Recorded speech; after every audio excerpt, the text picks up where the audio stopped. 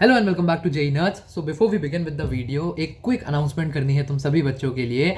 JEE Nerds is back with their mentorship program. Mentorship program तुम सभी बच्चों के लिए, जेई 2025 के हो, 26 के हो या 27 के हो, सभी के लिए यूजफुल होने वाला है। एक ओवरव्यू दे देता हूँ प्रोग्राम में क्या होता है। प्रोग्राम में तुम बच्चों को एक बार में 20 से 25 बच्चे हम मैक्सिमम लेते हैं ताकि एक पर्सनलाइजेशन बना रहे।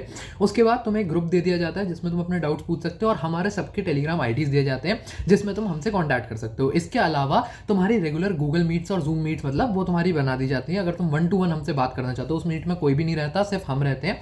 और अगर तुम ऐसे क्या है, कुछ डाउट है, कुछ ऐसी चीज़ें जो सबसे शेयर नहीं कर सकते, तो वो तुम वहाँ डिस्कस कर सकते हो। ठीक है। 25 के बच्चे जिनका जनवरी अटेम्प्ट थोड़ा ऊपर नीचे हो गया, वो अब अप्रैल अटेम्प्ट में कम बैक करना चाहते हैं वो। 26 के बच्चे जिनकी प्रिपरेशन ट्रैक पे चल रही है और बेहतर करना चाहते हो, किसी तरीके की गाइडेंस यूज़ कर सकते हो, या 11th वगैरह ख़राब चल रही है और थोड़ी सी ज़रूरत है आगे बढ़ने की। और 27 के बच्चे जो अपनी जेई प्रिपरेशन शुरू करने जा रहे हैं, तुम लोगों के लिए तो सबसे ज़्यादा मुझे लगता है कुछ पता नहीं है कहाँ से क्या करें। एक कंप्लीट प्लानर चाहिए, गाइडलाइन चाहिए, स्ट्रैटेजी चाहिए, वो सब हम लोग तुम्हें दे रहे होते हैं। मैं तिजिल हम सब से तुम लोग बात कर सकते हो और अपना जो भी प्रॉब्लम वगैरह है वो सॉर्ट करवा सकते हो। ठीक है। तो मेंटोरशिप का लिंक जो है वो डिस्क्रिप्शन में डाल दिया है। प्राइस एक नॉमिनल 151 रुपीज़ रखा है। अर्ली बर्ड है और इस बार हमने अर्ली बर्ड में सीट्स थोड़ी बढ़ा कर रखेंगे, तो अच्छे खासे अगर तुम्हारे पास अपॉर्चुनिटी है कि तुम 150 रुपये में, क्योंकि आगे प्राइस बढ़ जाता है, तो अभी तुम 150 रुपये में ही मेंटोरशिप को अवेल कर सकते हो। ठीक है। तो वेट किसका कर रहे हो, फटाफट जाओ, फॉर्म भरो and we love to talk to you. Hello and welcome back to JEE Nerds. तो जैसा कि तुमने थंबनेल से देख ही लिया होगा, आजकल ज़्यादा ही बोलने लगा मैं, थंबनेल से देख लोगे, थंबनेल्स बहुत इंपॉर्टेंट बनते जा रहे हैं। बट जेईई की जो जर्नी होती है, चाहे तुम 2027 के एस्पायरेंट हो, चाहे तुम 2026, तुम्हारे लिए तो बहुत ज़्यादा इंपॉर्टेंट, और चाहे तुम 25 के एस्पायरेंट हो, सभी मुझे लगता है कभी ना कभी डिस्ट्रैक्शन नाम के शब्द से रूबरू ज़रूर हुए हो। इनको तुमने फेस भी करा और इनके कारण अपना फोकस जो है वो लूज़ भी करा है।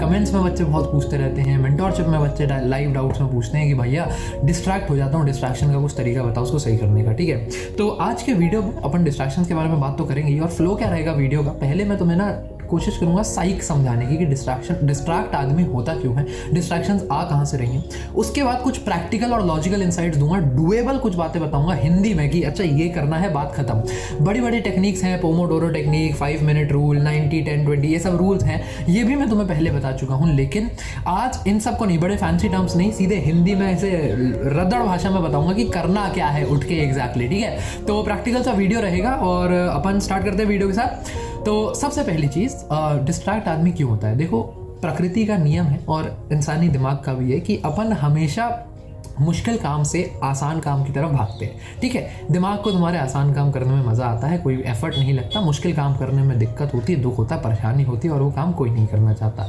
अब दुखद खबर ये है कि लाइफ में अगर थोड़ा सक्सेसफुल होना है, खासकर जेईई में, तो मुश्किल काम कई बार करना पड़ता है। ठीक है। तो वो काम है। अब देखो, आसान काम क्या है, रील्स देखना, शॉर्ट्स देखना। कितना एफर्ट लगता है रील्स देखने में, कुछ नहीं है, एक स्वाइप अगली रील, एक स्वाइप अगली रील, एक स्वाइप अगली रील। लेकिन वहीं अगर तुम्हें मैथ्स का सवाल लगाना है तो 600 तरीके के तुम्हें चैप्टर पढ़े होने चाहिए, तुम्हें 600 तरीके के कंसेप्ट की अंडरस्टैंडिंग होनी चाहिए। उसके बावजूद भी पूरी थ्योरी, कंसेप्ट, चैप्टर सब पढ़ने के बावजूद भी कोई गारंटी नहीं है कि वो सवाल तुमसे सॉल्व हो जाएगा। फिर वहाँ पे तुम्हें अपना दुख फेस करना पड़ेगा कि सॉल्व नहीं हुआ, फिर जाके सॉल्यूशन देखो, फिर वापस आना पड़ेगा। मुश्किल काम है, बिल्कुल मुश्किल काम है। तो इसलिए दिमाग क्या फेवर करता है कि इस मुश्किल काम से फटाक से अपने को छुटकारा मिल जाए और अपन किसी ईजियर काम की तरफ डेविएट हो जाए। और यही जो डेविएशन है, इसको तुम लोग बहुत प्यारी भाषा में अपनी डिस्ट्रैक्शन कहते हो। ठीक है। तो डिस्ट्रैक्शन आता इस कारण से है। तुम्हें कारण मैंने क्यों बताया शायद तुम्हें पता भी होगा। अब कारण से ही डिराइव करके ना अपन रूट पर अटैक करेंगे और कोशिश करेंगे तरीके जानने की, कुछ इस तरीके के कि उससे अपन डिस्ट्रैक्शंस को इजीली हटा सके। इजी नहीं होता है, टू बी वेरी ऑनेस्ट, कुछ भी इतना एकदम इजी नहीं होता है कि 1 सेकंड में तुम्हारी प्रोडक्टिविटी 100% हो जाएगी। स्लो प्रोसेस है, धीमे धीमे काम करना पड़ेगा। ठीक है। तो सबसे पहली चीज़, सबसे पहली टिप डिस्ट्रैक्शंस को हटाने की मेरे लिए तुम्हारी रहेगी, क्रिएट अ स्टडी स्पेस और study environment for yourself which would be dedicated just for your studies. देखो, रिसर्चर्स भी कहते हैं और हमें तो अपने बड़े बूढ़ों ने, हमारे टीचर्स वगैरह सबने बताया कि भैया दिन में एक ही जगह पे बैठ के पढ़ाई करो, अपने घर का एक कोना पकड़ लो, वहाँ पे ही बैठ के रोज़ पढ़ाई करो, एक या मैक्सिमम 2 कोने। ठीक है। ऐसा क्यों वो लोग कहते हैं, जब मैंने थोड़ा पता करा, पूछा, तो मुझे ये समझ आया कि हमारे साइक में एक जगह से हम पढ़ाई को एसोसिएट कर लेते हैं, हैवी मेंटल एक्टिविटी को एसोसिएट कर लेते हैं। तुम अपने मम्मी पापा से कभी पूछना कि उनके समय पर जब बोर्ड के एग्जाम होते थे तो उनको कहा जाता था पेपर से पहले कि एक हफ्ते तक रोज सुबह बोर्ड के टाइम पे बैठकर प्रैक्टिस करो। वो और हम भी कहते हैं कि जेई के टाइम पे तुम बैठकर प्रैक्टिस करो, भी 2025 वालों को बोला है। ऐसा क्यों? क्योंकि हमारे दिमाग के लिए आदतें फॉर्म करना ईजी चीज़ है, तो अपन अपने आप को आदत डाल देते हैं। एक पर्टिकुलर मेंटल एक्टिविटी को या एक particular level of mental activity को हम एक जगह, एक टाइम फ्रेम इसके साथ एसोसिएट कर सकते हैं। तो अगर तुम एक ही जगह पे बैठ के रोज पढ़ाई करते हो तो तुम्हारा दिमाग अपने आप ट्यूनिंग में आ जाता है कि अब मुझे मेंटल हैवी एक्टिविटी करनी है। और जैसे ही तुम डिस्ट्रैक्ट होने लगो ना, इधर उधर घूम रहे हो, तुम उस जगह पे आके अपना डिस्ट्रैक्शन हटा सकते हो और वहां बैठ के तुम ऐसे एकदम वापस अपने फोकस जोन, अपने स्टडी जोन, अपने फ्लो वाला जो मूवमेंट है उसमें तुम वापस आ सकते हो। ठीक है, तो इसलिए it is very very recommendable, highly advisable कि तुम एक ही जगह पे बैठ के रोज पढ़ाई करो। इसके साथ दूसरी चीज़ ये आती है कि when you are studying at one place, try and mimic the exam environment. Paper दिए होंगे सबने, 10वीं का पेपर दिया होगा, 9वीं में स्कूल में पेपर दिए होंगे, कभी ना कभी सबने पेपर दिए। पेपर क्या होता है? पेपर में उठने देते हैं? नहीं। वॉशरूम जाने के लिए भी टीचर ना नुकुर करता है, एक आध बार फिर भी चले जाने देगा, लास्ट के आधे घंटे में नहीं जाने देगा, पहले आधे घंटे में नहीं जाने देगा, साथ में बोतल रखनी पड़ेगी, उठना बीच में कहीं घूमना फिरना अलाउड नहीं है। इस तरीके की स्ट्रिक्टनेस अगर तुम अपनी एवरीडे पढ़ाई में लाओ, बहुत ज़्यादा है ये स्ट्रिक्टनेस, बट जो लोग ईजिली डिस्ट्रैक्ट हो जाते हैं उन लोगों के लिए लाना बहुत ज़्यादा इंपॉर्टेंट है। क्यों? क्योंकि कई बार अपने आप को डिसिप्लिन में लाने के लिए थोड़े से कंडीशंस को हार्श करना पड़ता है। तो इसलिए जैसे तुम्हें पता है कि यार मैं डिस्ट्रैक्ट हो जाता हूँ, तो अपने सर पे किसी या तो परिवार वाले को बोल दो कि वो डंडा रखे, मम्मी को बोल दो कि मैं यहाँ से उठा दिखूँ, मेरे को आप डांट फटकार लगा के वापस बिठा दो। पानी की बोतल लेके बैठो, साथ में फ़ोन वगैरह लेके मत बैठो। जो भी चीज़ें तुम्हें एग्जाम से अपने याद आती है, क्या होता है, पेन पेपर सब लेके बैठते हैं, रिसोर्सेज सारे एक जगह पर रखते हैं, पानी साथ में लेके बैठते हैं, उठ के नहीं जाते हैं बीच में, वॉशरूम पहले होकर आते हैं स्टडी सेशन लगाने से पहले, उसके बाद ही जाते हैं स्टडी सेशन के बाद, बीच में कहीं नहीं उठ सकते हैं। इस तरीके का अगर एनवायरनमेंट तो अपने लिए फिक्स करके चलोगे, टाइम्ड प्रैक्टिस कर रहे हो, टाइम से अपने स्टडी आवर्स लगा रहे हो, तो तुम देखोगे कि डिस्ट्रैक्शंस तुम्हारे जो मौके बन रहे थे उठने के, तुमने खुद को समझाया, पानी लेने के लिए उठने गए, 20 मिनट बर्बाद हो गए, फिर वापस आ रहे, अब पानी की बोतल यही है, वो 20 मिनट तुम डिस्ट्रैक्ट नहीं होगे। ठीक है, यहाँ पे मैंने एक पॉइंट कहा कि टाइम्ड प्रैक्टिस, तो उसी से अपन थर्ड पॉइंटर की तरफ चलते हैं। फाइन ट्यून टारगेट्स एंड बहुत ज़्यादा डिटेल्ड प्लानर्स बनाओ अपने लिए। ठीक है, फाइन ट्यून टारगेट से मेरा क्या मतलब है कि बच्चे टारगेट्स कैसे बनाते हैं कि मुझे इलेक्ट्रोस्टैटिक्स की प्रैक्टिस करनी है, ये एक ब्रॉड टारगेट है। इसका फाइन ट्यून टारगेट ये होगा, मुझे इलेक्ट्रोस्टैटिक्स की सेंगेज की किताब से एक्सरसाइज 1 के क्वेश्चन 1 से लेके 15 तक सॉल्व करने हैं।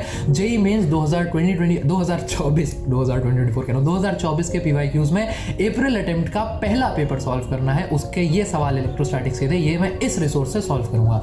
जितना ज़्यादा तुम्हारे टारगेट्स डिटेल्ड होंगे उतना ज़्यादा तुम जल्दी उन्हें कैच करोगे।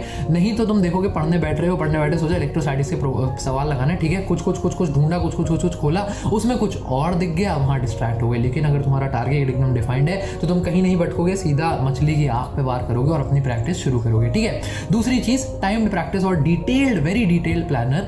देखो, अपने टाइम का सेंस लूज करना आज के डिस्ट्रैक्शन वाले वर्ल्ड में बहुत ज़्यादा आसान है, बहुत ही ज़्यादा आसान है। ठीक है, कुछ नहीं होता, इंस्टाग्राम देखते देखते आधा घंटा चला जाता है, पता ही नहीं चलता। लेकिन अगर तुम्हारे दिन का एक घंटा प्लान होगा तो हर वेस्ट किया हुआ मिनट तुम्हें महसूस होगा। अगर तुम्हें पता है कि 5 से 6 तक प्रैक्टिस करनी थी, 6 से 7 के बाद लेसन, 7 से 8 के बाद एक और प्रैक्टिस करनी थी, तो तुम 5 से 5:15 भी अगर टाइम बर्बाद हुआ तो तुम्हें लगेगा शिट यार, मेरा अगले 3 घंटे का स्केड्यूल डिफाइंड है, ये 15 मिनट मेरे वेस्ट हो गए, डिस्ट्रैक्शन से उठोगे, वापस आओगे। यहीं अगर तुम पूरा कि आज के दिन में मुझे इलेक्ट्रोस्टैटिक्स प्रैक्टिस करना है और मैथ्स प्रैक्टिस करना है, तो ये होगा कि थोड़ी देर रील देख लेता हूँ, अभी शाम में कर लूंगा, थोड़ी देर टीवी देख लेता हूँ, अभी थोड़ी देर में कर लूंगा। दिन तो बचा हुआ है ना, टेक्निकली दिन तो बचा हुआ है, थोड़ी देर देख लेता हूँ, क्या ही फर्क पड़ता है। इसलिए इसको अवॉइड करने के लिए जितना ज़्यादा हो सके अपने टाइम टेबल को डिटेल बनाओ, एक घंटे का हिसाब रखो। ठीक है, आखिरी पॉइंट, आखिरी बात, जो फ़ोन का एक डिस्ट्रैक्शन है, सोशल मीडिया का डिस्ट्रैक्शन आज एक बहुत ही नॉर्मल सी चीज़ बन चुकी है।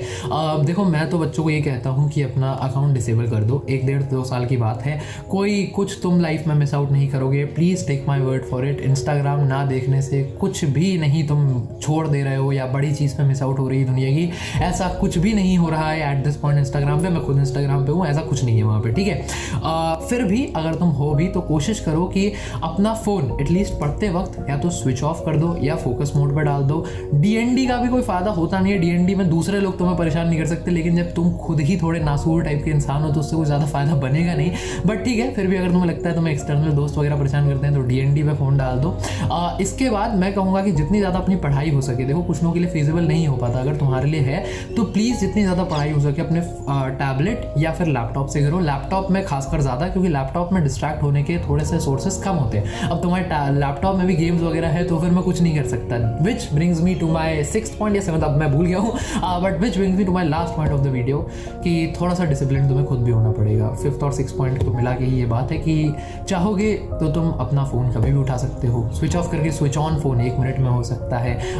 कोई भी जो पिछले 4-5 पॉइंटर्स बनाए, चाहोगे तो तुम नहीं पढ़ोगे एक जगह से, नहीं बनाओगे डिटेल स्केड्यूल, नहीं करोगे एग्जाम एनवायरनमेंट को मिमिक, सब तुम्हारी चाहत के ऊपर है, सब तुम्हारे ही ऊपर है। अब वो कैसे आएगा? डिसिप्लिन लाना पड़ेगा, खुद के साथ अपना थोड़ा हार्श होना पड़ेगा, खुद को थोड़ा सा समझाना पड़ेगा इस समय लाइफ में क्या इंपॉर्टेंट है। क्या 10 मिनट इंस्टाग्राम देखना ज़्यादा इंपॉर्टेंट है या वो 4 साल जो बेहतरीन ज़िंदगी है और उसके बाद आने वाले सालों में जो बढ़िया नौकरी, बढ़िया प्लेसमेंट और बढ़िया लाइफ एक आईआईटी ऑफर कर रहा है, एक एनआईटी ऑफर कर रहा है, वो बहुत इंपॉर्टेंट है। चॉइस तुम्हारी है, प्रायोरिटाइज तुम्हें करना है। कुछ इनसाइट्स जो मुझे पता थे, जो मैंने अपने टाइम पे यूज़ करे थे, जो मुझे हेल्प करते थे, वो मैंने तुम्हें बता दिए हैं। बाकी कोई भी दिक्कत वगैरह हो तो तुम कमेंट्स ड्रॉप कर सकते हो। पढ़ाई करते रहो। All the very best. Good bye.